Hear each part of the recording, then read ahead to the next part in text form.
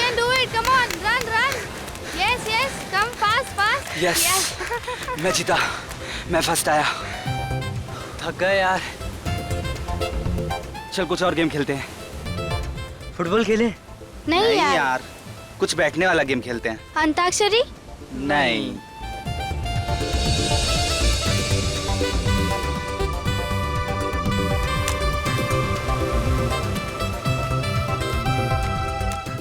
क्या है ये? क्या है? ट्रूथ एंड डेयर खेलेंगे। अच्छा, अच्छा। अच्छा आइडिया है। हाँ, हाँ हाँ। हाँ। Let's play. Ready guys? Ready. Manik गया। बोल मानिक, ट्रूथ या डेयर? डेर, बोल क्या करना है? पक्का पलटेगा तो नहीं? नहीं पलटूंगा यार, बोल। जाके हम सब के लिए नारियल पानी लेके आ, वो भी अपने पैसों से। गया आज ये। देख लूंगा यार, तेरी बारी आने दे। 5 स्टार होटल में पार्टी लूंगा। जा जा जा।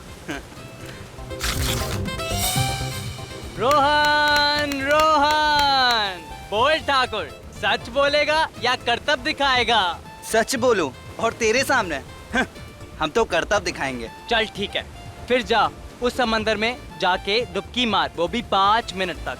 ठीक है मी, तुझे पता है ना कि मैं तैर नहीं पाता हूँ। तो मैंने कब बोला तुझे तैरने को? मैं तो बोल रहा हूँ जाके डुबकी लगा। 5 मिनट कैसे रह पाएगा वो? Be fair. चल ठीक है, तेरे लिए 2 मिनट, इतना तो कर सकता है ना डरपोक? देख अभी, मैं डरपोक नहीं हूँ। हाँ, मैं तो कहता हूँ तू जागृति की चूड़ियाँ पहन ले। देख अभी, चुप हो जा वरना। क्या करेगा है? चुप हो जा तू। क्या करेगा तू? रुक क्या जा। मैं करेगा मार दूंगा। बता ना। रुक जा। क्या करेगा? अरे अरे रुको। मार दूंगा तुझको, मैं क्या बोल रहा करेगा हूँ। है? अरे रोहन रुक जा, उसमें कुछ है। दिखा, ये इसको क्या है? खोल के देखते हैं।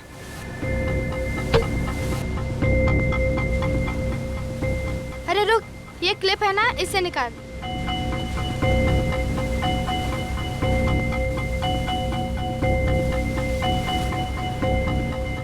Thank you.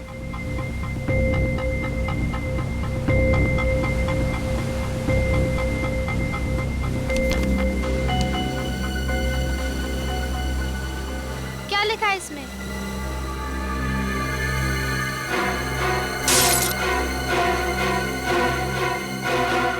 मेरे भाई ने मुझे गोली मार दी है और मैं मर रहा हूं। उसे इसकी सजा मिलनी चाहिए, उसने मेरा भरोसा तोड़ा है। मैं उससे मिलने इतनी दूर अपने शहर जा।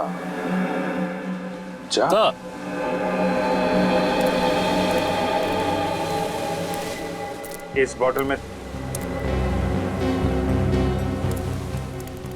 में थी ये चिट्ठी? जी सर। और तुमने इसे तोड़ दिया? सर वो चिट्ठी पढ़ते वक्त हाथ से छूट गई, सॉरी सर।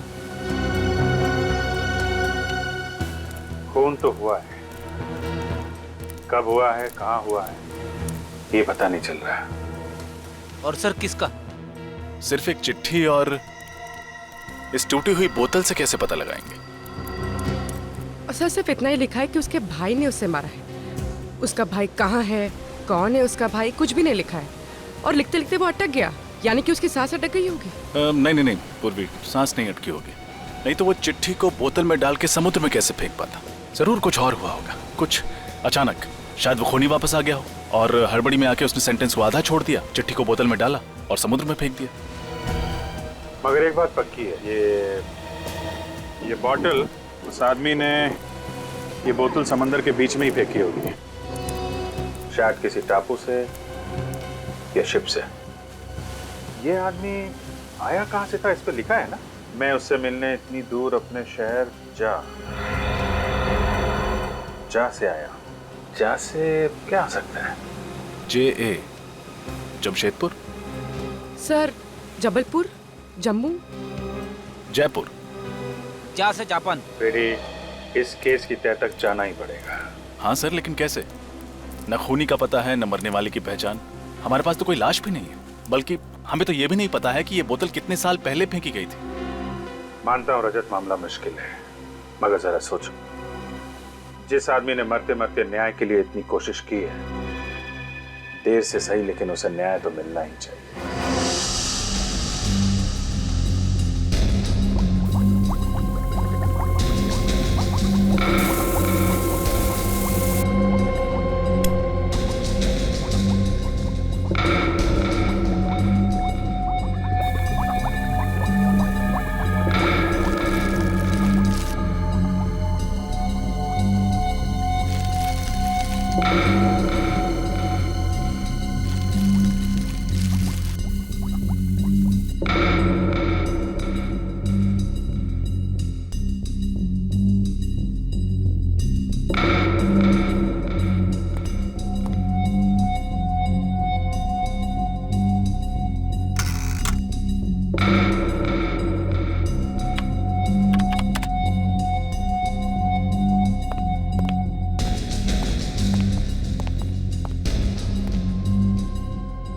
बहुत बिजी है, मुंडी ऊपर करने के लिए भी वक्त नहीं है। तो और क्या, मुझे 24 घंटे बिजी रखना तो तुम्हारा परम कर्तव्य है और मानना पड़ेगा बॉस, तुम अपने कर्तव्य को बहुत जिम्मेदारी के साथ निभाते हो। मेरी तारीफ कर रहा है या? तारीफ बॉस, 100% तारीफ। तो फिर बता, क्या पता चला? इस बार ज्यादा कुछ पता नहीं चला बॉस। हथियार डाल दिया ना सारों की? अरे बस क्या है, मैं इस बॉटल को अच्छी तरह से चेक करके कुछ और पता लगाने की कोशिश कर रहा था बॉस, लेकिन सारुंखे, हमारे पास ये बॉटल और वो चिट्ठी, सिर्फ 2 ही सुराग है, और फिर ये भी पता नहीं कि खून 1 साल पहले हुआ या 10 साल पहले। इसलिए रो मत। एक मिनट, रो नहीं रहा, 1 मिनट ठहरो जरा।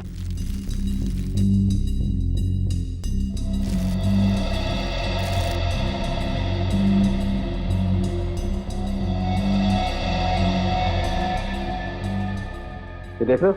सर, ये तो सफेद नमक की तरह लग रहा है। सर, पता चल सकता है कि इसमें क्या था? ये बोतल एक शराब की बोतल थी और उस चिट्ठी को इस बोतल में डालने से पहले इस बोतल को खाली किया गया था। शराब की बोतल? हाँ राजू, अल्कोहल टेस्ट एकदम पॉजिटिव है। अच्छा सारुंखे, तू बता सकता है इस बोतल में कितनी पुरानी शराब थी? इससे अंदाजा लगा सकते हैं कि ये चक्कर कितना पुराना है। नहीं बस, ये मुमकिन नहीं है। फिर रोने लगा तू यार? अरे रोने की बात नहीं है। तो फिर? दरअसल इस बोतल में जितनी भी शराब थी वो सब उड़ चुकी और समंदर के खारे पानी में बहते बहते इसके सारे के सारे केमिकल कॉम्बिनेशन बदल चुके हैं। मतलब इस बोतल के बारे में अगर हमें और जानना है, जैसे कि ये कहाँ बनाई गई, इसका डिजाइन क्या था, तो हमें इसके सारे टूटे हुए टुकड़ों को जोड़ना पड़ेगा। हाँ, कोशिश करके देख सकते हैं, लेकिन अच्छा सारुंखे, इस बोतल के अंदर जो वो चिट्ठी मिली है जिस पर खून लगा हुआ, उस खून का डीएनए टेस्ट तो किया है ना तुमने? हाँ सर। तो फिर क्या पता चला? ये खून किसी आदमी का है जिसकी उम्र 30 से 40 साल के बीच की होगी। लेकिन साहब, इसके अलावा हमें और कोई खास बात नहीं पता चली जिससे इस आदमी की पहचान हो सके। अच्छा, और कुछ नहीं? नहीं, क्योंकि खून पूरी तरह से सूख चुका है, इसलिए ये पता लगाना बहुत मुश्किल है कि कितने साल पहले इस कागज पर लगा होगा। लेकिन ये कागज, इस कागज से तो कुछ पता चला होगा। हाँ, ये कोई साधारण कागज नहीं है। मैंने इस कागज के छोटे से टुकड़े पर एक खास केमिकल टेस्ट किया है। ये देखिए सर, ये हरे रंग के दाग दिख रहे हैं आपको? हाँ। ये क्लोरोफिल के दाग है जो हरे पत्तों पे पाए जाते हैं, प्लांट सेल्यूलोज। सर, ये कागज कोई मशीन में बनाया हुआ कागज नहीं है, इनफैक्ट हैंडमेड पेपर है जो सूखे फूल और पत्तों से बनाए गए।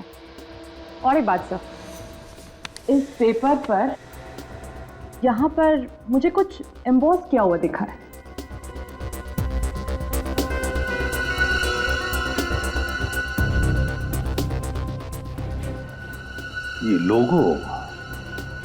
ये लोगो जरूर किसी कंपनी का लोगो है, शायद किसी शिपिंग कंपनी का। सर, ये लोगो किसी भी कंपनी ने रजिस्टर्ड नहीं कराया है। सर, ये लोगो आधा है आधा नहीं। हम पेंट करके इसको पूरा करने की कोशिश भी तो कर सकते हैं। हाँ, मगर ये भी तो पता चलना चाहिए ना रजत कि आधे हिस्से में क्या होगा या क्या था। काम करते हैं, निखिल जरा आईना लेकर आओ जल्दी।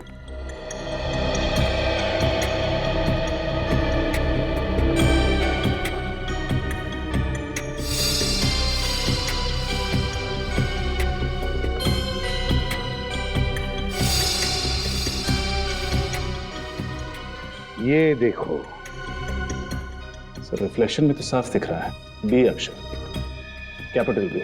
इसका मतलब है ये पेपर खास तौर पर किसी के लिए बनाया गया था, ये हैंडमेड पेपर। जिसके लिए भी ये पेपर बना है उसका नाम शायद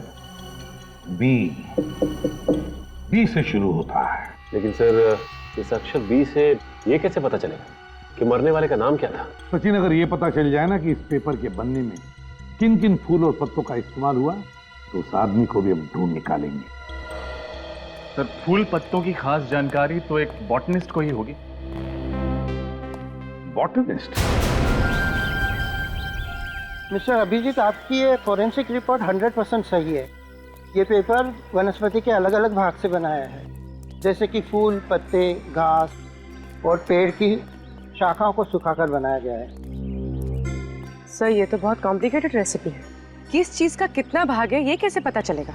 अगर आप चाहे तो इस पेपर के मैं सारे भाग, सारे कंपोनेंट अलग करके आपको दे सकता हूँ, लेकिन पहले मुझे पता तो चले कि आप एग्जैक्टली जानना क्या चाहते हैं। जानना तो हमें ये है सत्कार जी कि जिस आदमी ने ये नोट लिखा है वो कौन था और रहता कहाँ था। अब ये मैं कैसे बता सकता हूँ? ठीक है, फिर आप ये बता दीजिए ये जो पेपर जिन फूल और पत्तों से बना है वो कहाँ पाए जाते हैं? सर इसके लिए मुझे थोड़ा वक्त चाहिए, कुछ टेस्ट करने पड़ेंगे और टेस्ट के वक्त शायद ये नोट खराब हो सकता है। नहीं, आप उसकी चिंता मत कीजिए, इसका फॉरेंसिक एग्जामिनेशन हो चुका है।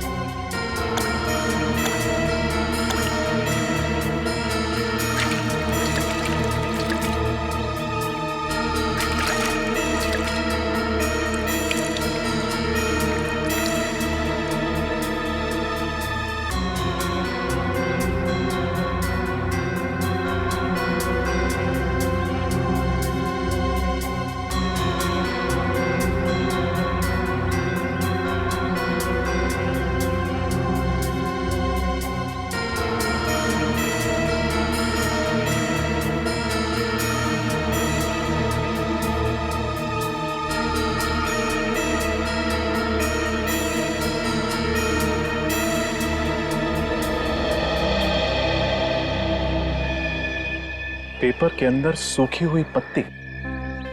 ऐसा ही एक स्पेसिमेन मेरे पास भी है।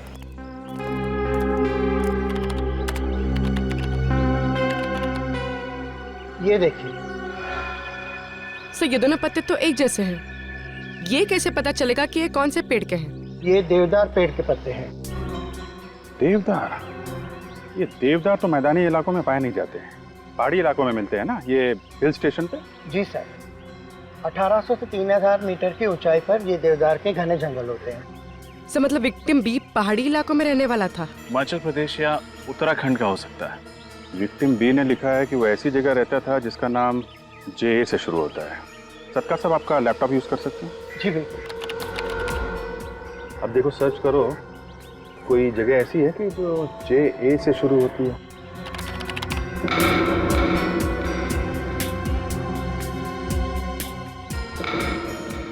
सर उत्तराखंड में तो ऐसी कोई जगह नहीं है। हिमाचल प्रदेश देखो।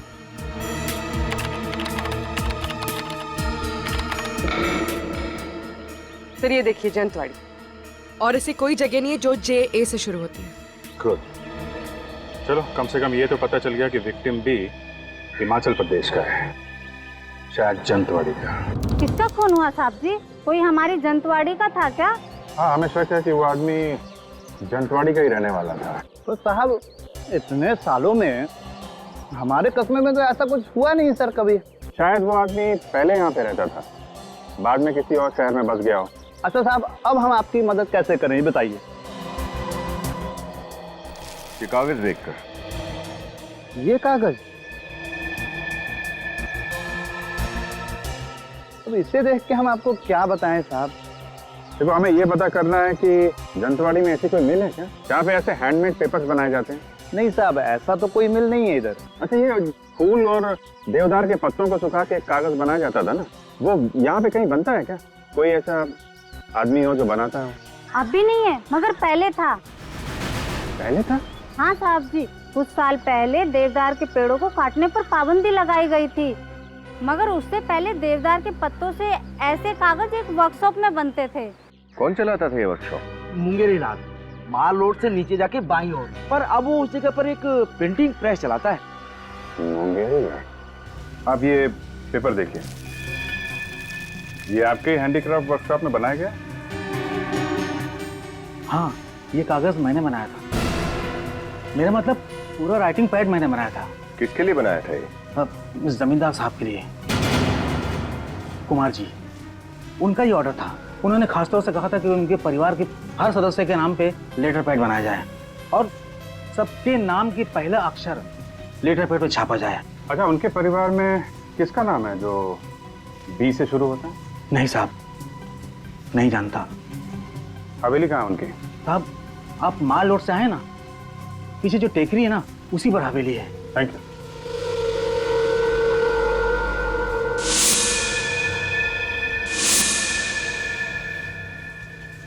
हेलो, सीआईडी के लोग आए थे यहाँ पे।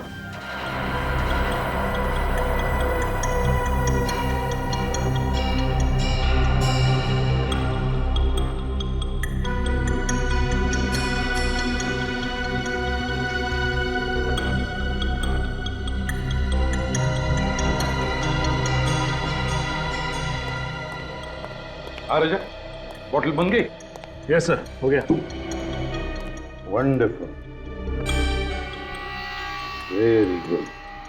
सर, ये बॉटल की एक तरफ किसी कंपनी का लोगो छपा हुआ है। हाँ, ये क्या? और बॉटल की दूसरी तरफ 50 एम्बॉस्ड है।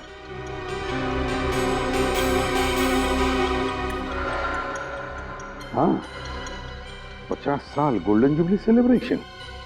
तो हो सकता है स्पेशल एडिशन के लिए कोई खास बॉटल बनाई हो। हाँ, हो सकता है। एक काम करो, इंटरनेट से पता लगाओ ये लोगो किस शराब बनाने वाली कंपनी का है।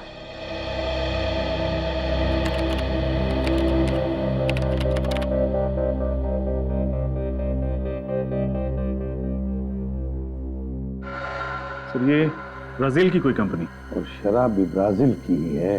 लेकिन ये बोतल और उसके अंदर की चिट्ठी मिली हिंदुस्तान में, और मौत हुई किसी हिंदुस्तानी की।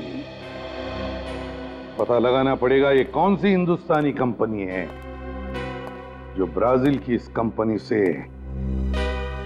शराब आयात करती है, इंपोर्ट करती है।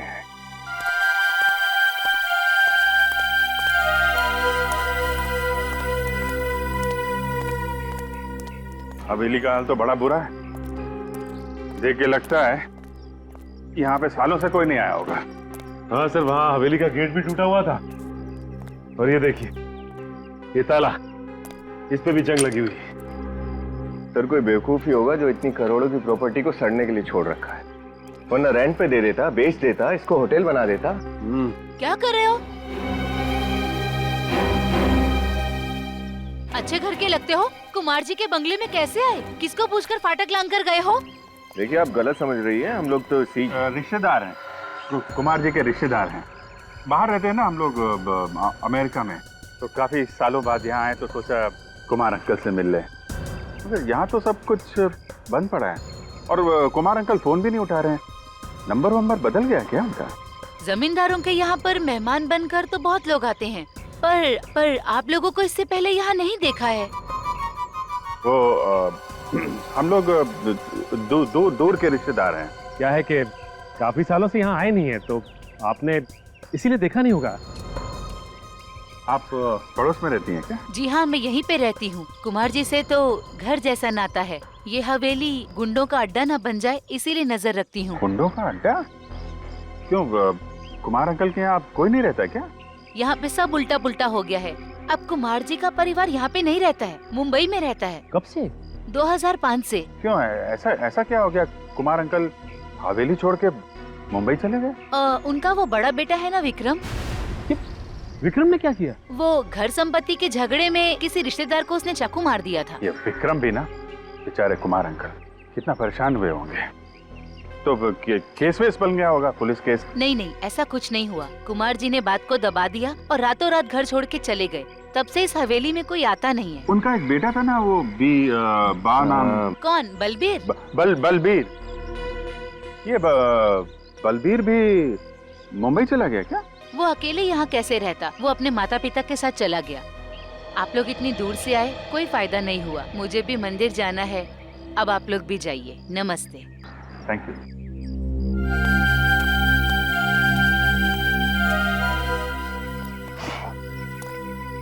चलो कम से कम ये तो पता चल गया कि मरते वक्त जिस आदमी ने चिट्ठी लिखी थी उसका नाम बलबीर था। उसका नाम तो पता चल गया, लेकिन ये कैसे पता चलेगा कि उसे गोली किसने मारी? हो सकता है उसका राज इस वीरान हवेली में ही छुपा हो।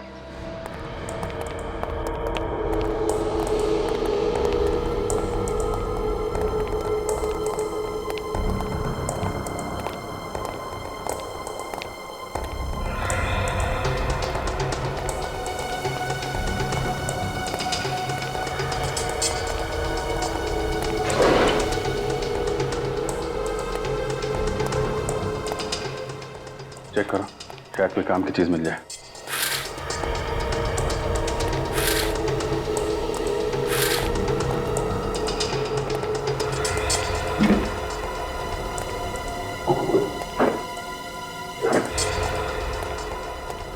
कुछ नहीं मिला सर। साहब। हाँ सचिन।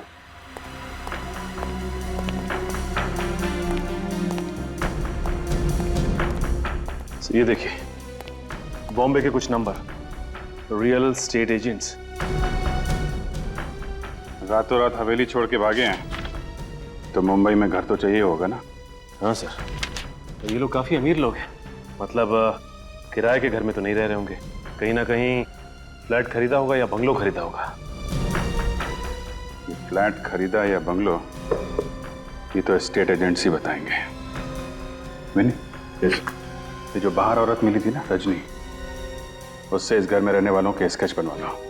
यस सर, ये शराब इंडिया में सिर्फ 3 कंपनियां इंपोर्ट करती हैं और उनमें सबसे बड़ा इंपोर्टर मैं हूं। और इस पे जो 50 का मार्क क्या है? ब्राजील की कंपनी ने जब 50 साल पूरे किए तो उन्होंने एक स्पेशल कंसाइनमेंट तैयार की थी, limited edition. Limited edition? Yes sir, special edition. तो ये लिमिटेड एडिशन की शराब को इंपोर्ट करने का कॉन्ट्रैक्ट भी इन तीनों इंपोर्टर्स को मिला था? नो सर, सिर्फ मेरी कंपनी को ही मिला था।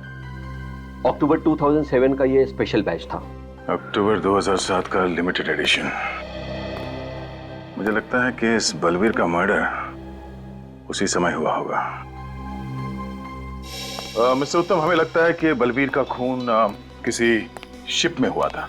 क्योंकि आप ये शराब इंपोर्ट करते हैं तो आप इसे सप्लाई भी करते ही होंगे।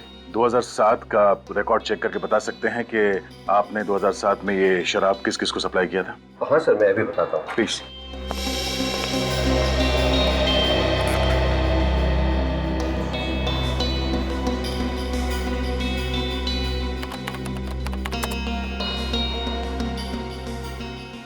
मिल गया सर। अक्टूबर 2007 में ये शराब 2 क्रूज शिप पर सप्लाई की गई थी, एक जेडियो और दूसरा DL cruise line.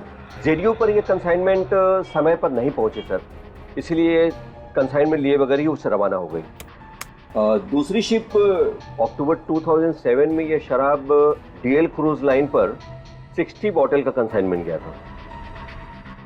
Thank you Uttam ji, thanks a lot. My pleasure. अरे नयन सुख, अरे जल्दी कर, तू मेरा असिस्टेंट होके भी आज तक तूने मुझे कोई सुख नहीं दिया रे। ऐसा क्यों बोल रहे हैं सर? अब तक तो सीआईडी भी नहीं आई। मेरे तो हाथ पांव ढीले पड़ रहे हैं सर, कहीं आपके साथ साथ मुझे भी ना अंदर कर दे। मुंह बंद रख और ढूंढ जल्दी।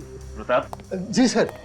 सीआईडी सर, मैंने तो सिर्फ उनको मकान दिलाया था, बाकी मैं कुछ नहीं जानता सर। नहीं, घबराने की कोई बात नहीं है। अगर आप कुमार परिवार के बारे में कुछ भी खास जानते हैं तो बताइए। हाँ सर, है ना खास बात। इस पार्टी के अलावा आज तक किसी ने भी फुल पेमेंट देके प्रॉपर्टी नहीं खरीदी। पूरा पेमेंट कैश में? हाँ मैडम, बहुत अमीर आदमी थे पर पैसों के लिए झगड़ते थे। कोई भी साथ रहना नहीं चाहता था। मुझसे कहा कि 3 मकान ले लें, वो भी कैश पेमेंट, ब्लैक मनी। सोचिए उनके पास व्हाइट मनी कितनी होगी। 3 घरों का सौदा किया आपने, वो भी ब्लैक मनी। सॉरी सर, लेकिन मैं क्या करता, कुछ पार्टियां होती हैं ऐसी हैं सर। ये कितने साल पुरानी बात है?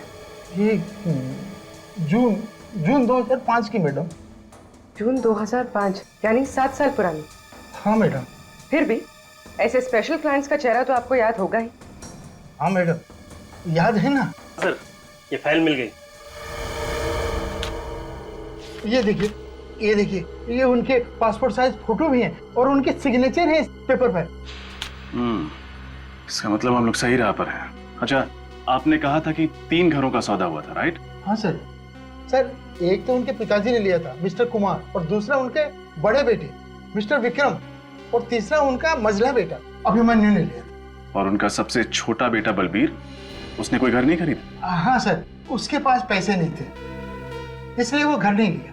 वो अपने पिताजी के साथ ही रहता था। Thank you. सब बलबीर के पास उतने पैसे नहीं थे कि वो घर खरीद सके या कोई घर किराए पे ले। फिर उसे मारकर उसके बड़े भाइयों को क्या फायदा होता? इसका जवाब तो वो 2 भाई लोग ही दे सकते हैं पूर्वी। पर सर उससे पूछेंगे कैसे? 7 साल हो चुके इस बात को, पता नहीं बस कहाँ होंगे। उन्होंने मुंबई महानगरी में घर खरीदे थे, और एक बार जो मुंबई में बस गया वो जल्दी कहीं और नहीं बस सकता। इस एड्रेस पर चल के देखते हैं, शायद वो आज भी इसी शहर में हो। डीएल क्रूज लाइनर हमारी ही कंपनी की क्रूज लाइनर थी। हाँ सर, शिप पुरानी हो गई थी, इसलिए 2009 में उसे शिप ब्रेकिंग के लिए शिपयार्ड में भेज दिया गया। और आप जिस सफर के बारे में जानना चाहते हैं वो 3 अक्टूबर 2007 में हुआ था। सर मेरा यकीन मानिए उस शिप पर कोई मर्डर नहीं हुआ था। आप हमारा यकीन कीजिए कि उस शिप में एक आदमी का मर्डर हुआ था। सर मैं यहाँ 9 साल से काम कर रहा हूँ, और मेरे जहाज पर कोई मर्डर हो और मुझे पता ना हो, ऐसा तो हो नहीं सकता। 3 अक्टूबर 2007 उस जहाज में जितने भी लोग थे स्टाफ में, उनका नाम तो याद होगा ना आपको? बुलाइए उन्हें जल्दी। जी सर। सुरेश, तुम और राहुल मेरे कैबिन में आओ। पैसेंजर लिस्ट चाहिए हमें। जी सर।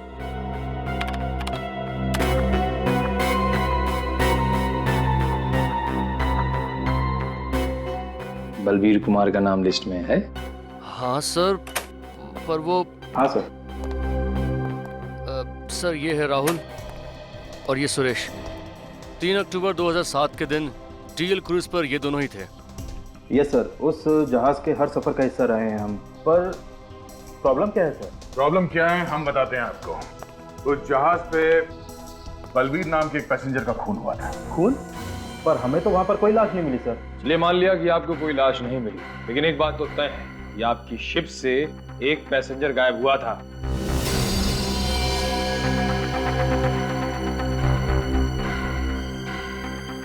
हाँ सर, एक पैसेंजर गायब तो हुआ था। तो तुम लोगों ने उसे ढूंढने की कोशिश नहीं की? हाँ? सर पूरा शिप छान मारा पर वो पैसेंजर हमें नहीं मिला। हमें लगा कि वो शायद गलती से समुद्र में गिर गया हो, और उसके फैमिली वालों ने भी उसके बारे में कोई इंक्वायरी नहीं की। तो पैसेंजर लिस्ट चेक करो। बलबीर का भाई या उसका कोई रिश्तेदार साथ में था क्या?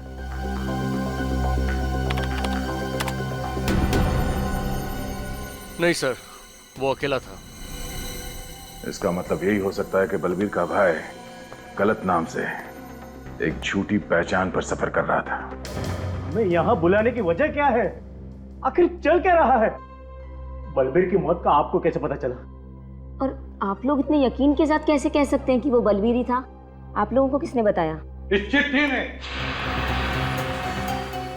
बलबीर ने आपसे खुद कहा कि वो मर चुका है? जी हाँ। मगर कैसे? मैंने कहा ना इस चिट्ठी से। इसमें बलबीर ने अपनी मौत के बारे में खुद लिखा है, जब वो 3 अक्टूबर 2007 डीएल इंडिया नाम के जहाज से सफर कर रहा था। बलबीर ने लिखा है कि मेरे भाई ने मुझ पर गोली चलाई, उसे सजा दिलवाना, मेरा विश्वास तोड़ा है। उसको मिलने के लिए मैं यहाँ बहुत दूर अपने शहर ज का मतलब है जंतवाड़ी, जहां से आपके परिवार के बारे में हमें पता चला। बलबीर मर चुका है 2007 में, हमें पता ही नहीं चला। तो जब उसकी मौत के बारे में हमें पता ही नहीं है तो हम कैसे मार सकते हैं उसे? अगर बलबीर ने ही तो लिखा है ना कि उसके भाई ने उस पर गोली चलाई, और उसके भाई कौन है? आप दोनों, मिस्टर विक्रम और अभिमन्यु। डाइंग डिक्लेरेशन, एक मरते हुए आदमी का आखिरी बयान, कानून में बहुत मायने रखता है। सर उसने हमें क्यों दोषी ठहराया है, जबकि 3 अक्टूबर 2007 को हम डीएल इंडिया नाम की शिप पे थे ही नहीं। सर आप चाहे तो पैसेंजर की लिस्ट चेक कर सकते हैं। सितंबर 2007 के बाद हम बलबीर से मिले ही नहीं। और एक बात, इस बात की क्या गारंटी है कि ये चिट्ठी बलबीर ने ही लिखी है? सर किसी ने हमारे साथ भद्दा मजाक किया है सर। मैं मानती हूँ कि इनकी बलबीर से ज्यादा बनती नहीं है, लेकिन इसका मतलब ये तो नहीं ना सर कि मेरे पति और देवर इस हद तक गिर सकते हैं। तो फिर इतने सालों तक आपने ये जानना जरूरी क्यों नहीं समझा कि बलबीर कहाँ है? भाई था आखिर वो इनका।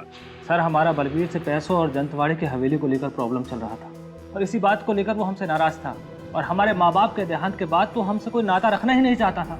एक बात आप सब लोग ध्यान में रखना है, जब तक हमारी तहकीकात पूरी नहीं होती आप में से कोई भी ये शहर छोड़कर नहीं जाएगा, समझे? जा सकते हैं आप लोग।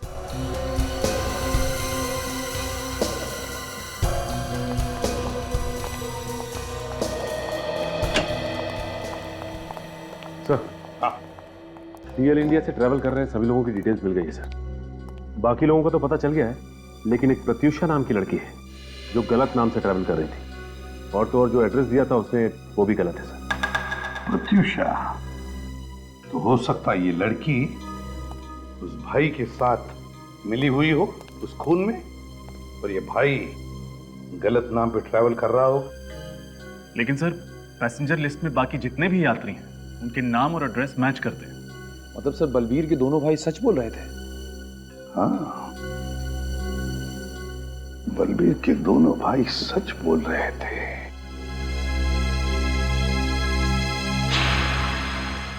अच्छा, क्या हुआ सर? रजत, बलबीर के भाई विक्रम और अभिमन्यु ने हमसे कहा कि सितंबर 2007 के बाद उन्होंने बलबीर को देखा ही नहीं था, और बलबीर की मौत हुई अक्टूबर 2007 में। तो इसका मतलब है उस एक महीने में, मतलब सितंबर और अक्टूबर के बीच बलबीर जंतवाड़ी में ही था, जंतवाड़ी में। सर लेकिन जंतवाड़ी के उस हवेली पर जो औरत थी उसका कहना था कि बलबीर वहां कभी आया ही नहीं, तो क्या वो औरत झूठ बोल रही है? हो सकता है बलबीर उस जंतवाड़ी की हवेली में रुका ही ना हो, जंतवाड़ी में ही किसी और जगह पे ठहरा। लेकिन सर वो ऐसा क्यों करेगा? क्योंकि बलबीर जंतवाड़ी की वो हवेली अपने नाम पर करना चाहता था, और ये बात तो अपने भाइयों से छुपाना चाहता था। मगर सर ये बलबीर जंतवाड़ी में रुका कहाँ होगा? वो तो हम पता लगा ही लेंगे सचिन, पता लगा ही लेंगे, लेकिन उससे पहले ये पता लगाना चाहिए कि ये बलबीर जंतवाड़ी में किस वकील से मिला था।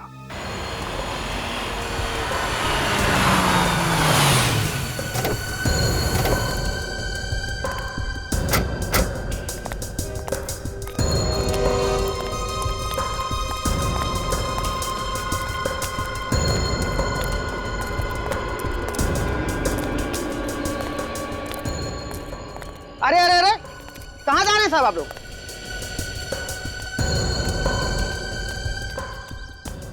कहाँ जा रहे हैं साहब आप लोग? वो संजीव साहब से मिलना था। आप लोग कौन है? सीआईडी मुंबई। सीआईडी? आप ही लोग उनसे मिलने गए हो साहब? वो क्या?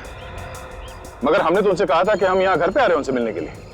पता नहीं साहब। लेकिन हमसे मिलने कहाँ गए, कुछ तो बताया होगा तुम्हें। माल रोड गए साहब। वो मॉल रोड?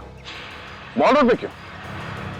15 मिनट पहले एक आदमी आया था साहब, उसने बोला कि माल रोड में सीआईडी आपका इंतजार कर रही है, और साहब उसी के साथ चले गए। वो समझदार आदमी किसी की बातों में कैसे आ गया?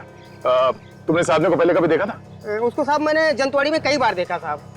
कैसे दिखने में कैसा ही? सर वो सांवला सा और 5-5.5 फुट लंबा होगा साहब, और रंग बिरंगी टोपी पहना हुआ था और मुंह में पान चपाया हुआ था साहब। वो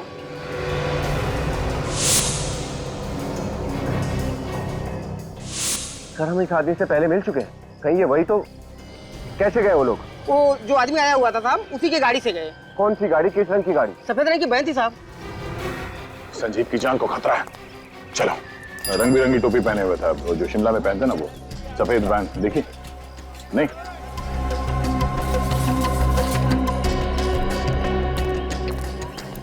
देखिए, आपने किसी ऐसे आदमी को देखा है जिसका रंग सांवला सा है, कद करीब 5-5.5 फीट इंच, और सर पर रंग बिरंगी टोपी पहनता है जिस पर हाथ की कारीगरी हुई है, सांवला सा है, अक्सर पान चबाता हुआ यही मार्केट में घूमता रहता है? और शायद उसके पास सफेद कलर की वैन है। शायद आप मंगू की बात कर रहे हैं। मंगू? जी हाँ, वही वही। 1 नंबर का छटा हुआ बदमाश है वो।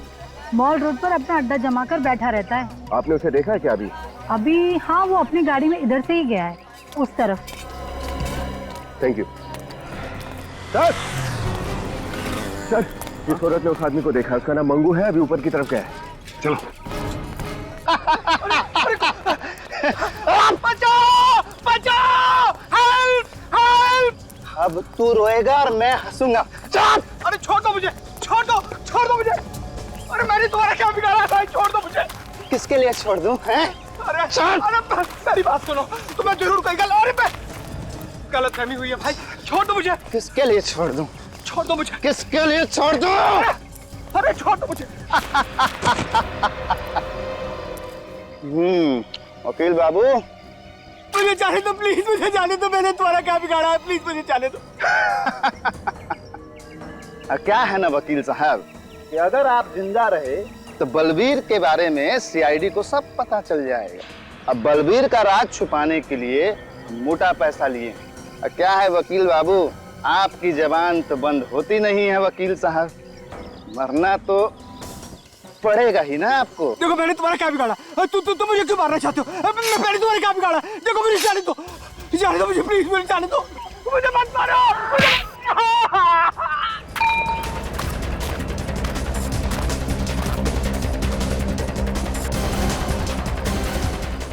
आजा। बहुत जासूसी कर ली मंगू, तेरी जगह यहाँ इस जन्नत में नहीं है, समझा? तेरी जगह कहीं और है।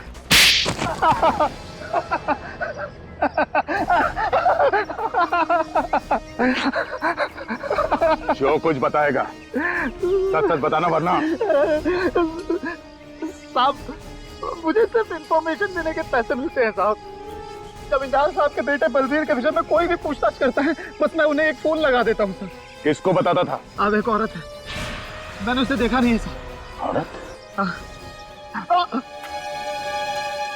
तो संजीव जी सर, आपके मुताबिक बलबीर का झगड़ा उनके भाइयों से था? हाँ सर, खानदानी हवेली को लेकर भाइयों में खूब झगड़ा हो रहा था सर। तो बलबीर आपके पास यहाँ आया क्यों? बलबीर के माता पिता के गुजर जाने के बाद वो अपने भाइयों से छुपकर मुंबई से भाग निकला, खानदानी हवेली पर अपना अधिकार जमाने के लिए। उसे यकीन था सर कि उसके भाई आसानी से मानेंगे नहीं और उसके पेपर को कोर्ट में चैलेंज करेंगे। मगर ये औरत कौन है, बलबीर ने कभी बताया? नहीं सर। सर, ये बलबीर अचानक यहाँ से भागकर मुंबई क्यों चला गया? हाँ, वो हवेली लेने आया था तो फिर यहाँ से भागा क्यों? पर हाँ सर, उस दिन जाने से पहले।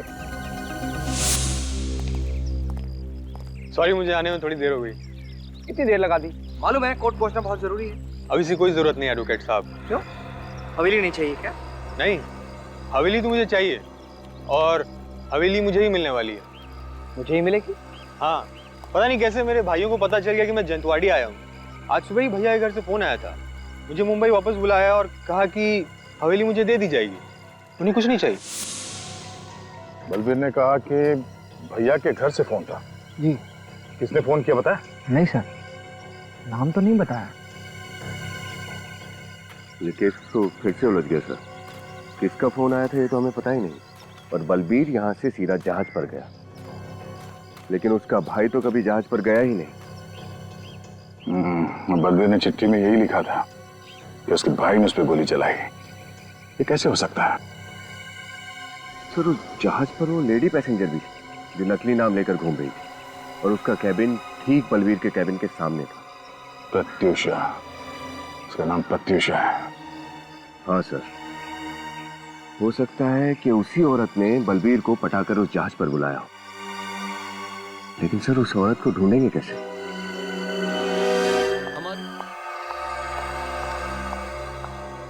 जी कहिए। हेलो मैडम, मैं डीएल क्रूज का मैनेजर हूँ। सॉरी इतनी रात को आपको डिस्टर्ब कर रहा हूँ। ओके। मैं एक जरूरी खबर लाया हूँ। खबर? कैसी खबर? हमारी शिप डीएल क्रूज पर मिस प्रत्यूषा ने 3 अक्टूबर 2007 को ट्रैवल किया था एग्जीक्यूटिव क्लास में। उन्हें लकी ड्रॉ में एक फ्री गिफ्ट कूपन मिली है हमारी नई क्रूज पर यूरोप के लिए। तो क्या मैं मिस प्रत्यूषा को पर्सनली ये फ्री गिफ्ट कूपन दे सकता हूँ? प्रत्यूषा? कौन प्रत्युषा? देखिए, हमारे घर में इस नाम की कोई औरत नहीं रहती है। आप शायद गलत एड्रेस पे आए हैं। मिस प्रत्युषा, 91 पॉकेट ए, सतारा कॉलोनी, 7 बंगलोज, अंधेरी वेस्ट, मुंबई। बिल्कुल सही एड्रेस पे आए हैं सर। पर आपने सुना नहीं, यहाँ पर कोई प्रत्युषा नहीं रहती है। और ये कैसी शिपिंग कंपनी है कि अपने मैनेजर को रात में किसी के घर भेजती है फ्री गिफ्ट कूपन देने के लिए? चलिए निकले यहाँ से। माया, देखिए, आप लोगों को कुछ गलतफहमी हो रही है। एड्रेस सही है, लेकिन 3 अक्टूबर 2007 को हमारे घर से डीएल क्रूज पे कोई गया ही नहीं था। और ये प्रत्युषा नाम भी हम पहली बार ही सुन रहे हैं। तो क्या हम झूठ बोल रहे हैं? हम पवई से इतनी दूर आपको फ्री ट्रिप देने आए हैं। हमारे पास इंफॉर्मेशन बिल्कुल सही है। हमारे पास सारे पैसेंजर्स की लिस्ट है, ये देखिए। अरे आप लोग तो हाथ धोकर हमारे पीछे पड़ गए हैं। हमने कहा ना, इस नाम की कोई लेडी हमारे घर में नहीं है और हमें कोई गिफ्ट नहीं चाहिए। प्लीज चले जाइए यहाँ से। अब आप लोग यहाँ से जा रहे हैं या मैं पुलिस को बुलाऊं? ये पुलिस को बुलाने की धमकी किसे दे रहे हैं आप? पुलिस को तो अब हम बुलाएंगे। क्या जालसाजी आप लोगों ने की है? झूठे नाम और दस्तावेज जमा करके आप लोगों ने कानून तोड़ा है। क्या हमने कानून तोड़ा है? हमने झूठे दस्तावेज जमा किए थे? कैसे साबित करोगे तुम? क्या सबूत है तुम्हारे पास? फोटोग्राफ्स हैं। कौन से फोटो? वही जो शिप पर गाला नाइक पर लिए गए थे। शिप के कैप्टन ने अपने यादगार के तौर पर हर एक पैसेंजर के साथ फोटो खिंचवाई थी। अरे बंद करो ये बकवास। ना ही मैंने यहाँ का एड्रेस दिया था और ना ही शिप पर कोई ऐसे गाला नाइट हुआ था, और ना ही मैंने सिरे को कोई फोटोग्राफ खींचा था। तो कहाँ से दिखाएंगे आप फोटोग्राफ? हाँ,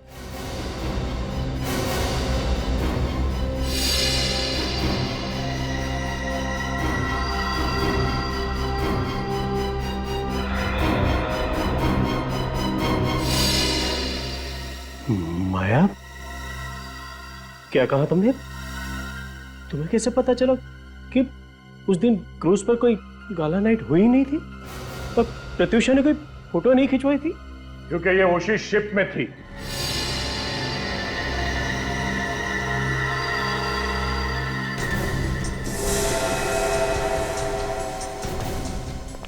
राइट माया? या प्रत्युषा को? हाँ? क्यों मारा बलबीर को?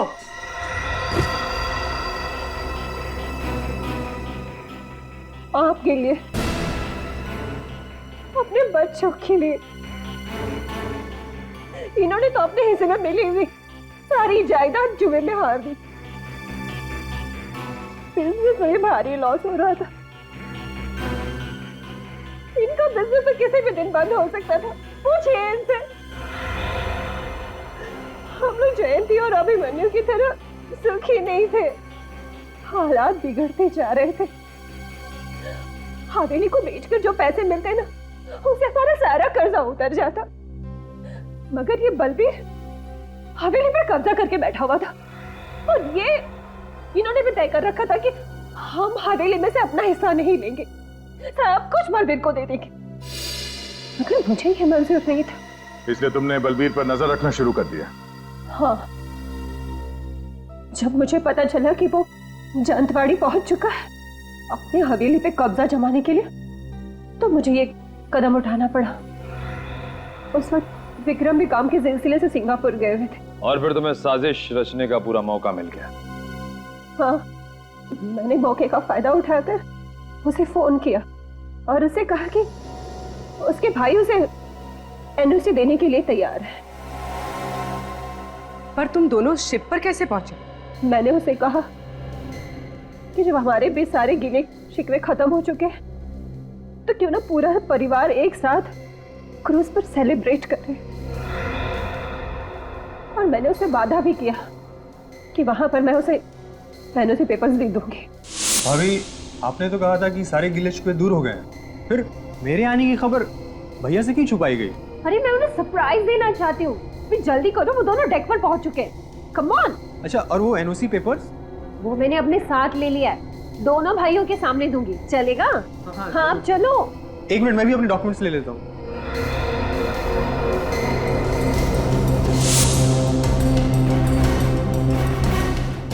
अरे ये आप क्या करी भाभी? बलबीर बेवकूफ तो था नहीं। उसे पता था कि सिर्फ विक्रम के एनओसी से कुछ नहीं होगा, इसलिए मैंने अभिमन्यु भैया का भी नाम जोड़ दिया। एनओसी और अपने भैया से मिलने की खुशी में बलबीर तुम्हारे झांसे में आ गया। और तुमने उसे गोली मार दी। लेकिन बलबीर ने तो उस चिट्ठी पर लिखा था कि उसे उसके भाई ने मारा है।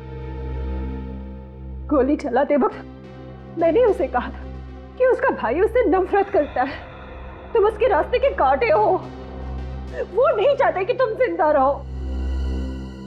ये सोचो कि ये गोली मैं नहीं तुम्हारा भाई चला रहा है। और ये सुन के बलबीर टूट गया, सदमा बर्दाश्त नहीं कर पाया और चिट्ठी में ये लिख दिया कि उसके भाई ने उसे गोली मारी है। बलवीर को मरे तो 5 साल हो गए, अब तक तुमने हवेली अपने नाम क्यों नहीं कराई? वो सब इनकी वजह से। कितनी बार कहा है इनसे कि भूल जाओ बलवीर को। अगर वो हवेली में इंटरेस्टेड होता तो सबको छोड़ कर नहीं जाता, पर ये है कि नहीं, वो एक दिन जरूर वापस आ जाएगा, जरूर वापस आ जाएगा।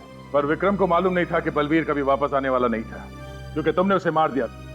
भाभी मां समान होती है और तुमने उस रिश्ते को बदनाम किया है और इस घर को भी तोड़ दिया। You are under arrest Mrs Maya. I'm sorry.